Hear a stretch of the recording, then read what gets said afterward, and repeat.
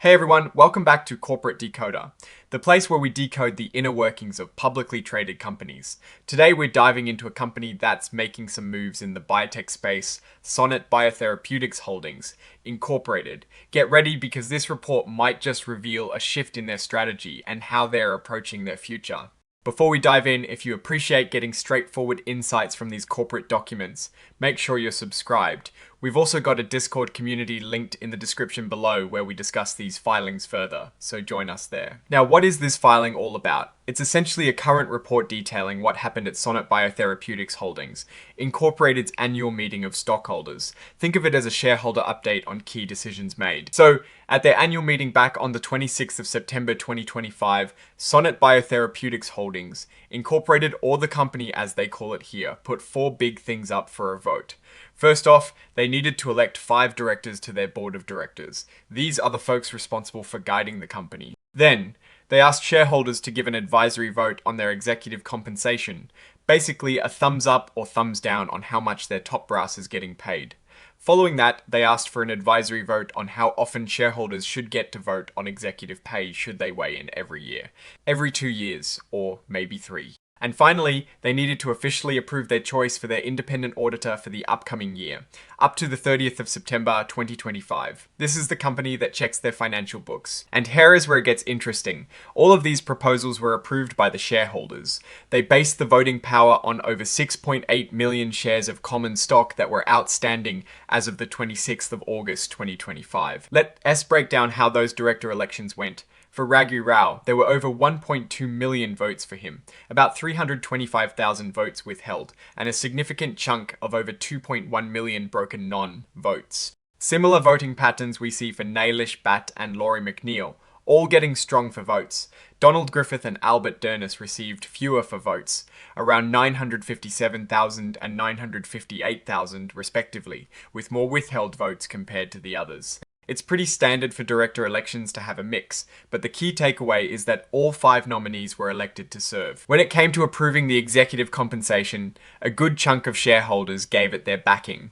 There were over 1.2 million votes for the executive pay, with about 330,000 votes against it, and a small number of abstentions. The broken non-votes here were similar to the director elections. This shows a majority of the votes cast were in favour of the compensation packages. Now, about how often shareholders should vote on executive pay, the overwhelming choice was 1 year, with a massive 1.39 million votes. 2 years got a little over 60,000 votes, and 3 years garnered about 88,000 votes. It's clear that shareholders want to have their say on executive compensation annually. This is a strong signal from the owners of the company about their preference for transparency and control. And for the auditors, the appointment of KPMG LLP for the fiscal year ending the 30th of September 2025 was also ratified. There was a very solid showing of over 3.18 million votes for its appointment, with around 495,000 votes against and a small number of abstentions. This means the auditors are good to go. Now, looking at these results, what does it all mean for Sonnet BioTherapeutics Holdings Incorporated? On the surface, it's a smooth sailing annual meeting.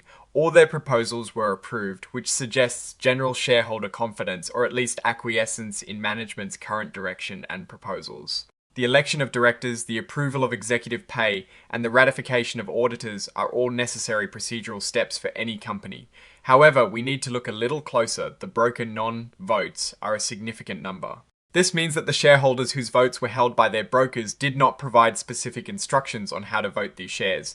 While the proposals still passed based on the votes that were cast, a large number of shares not actively participating in these key decisions is something to keep an eye on. It could indicate a lack of engagement from a portion of the shareholder base, or perhaps just that brokers are very efficient at managing proxy votes.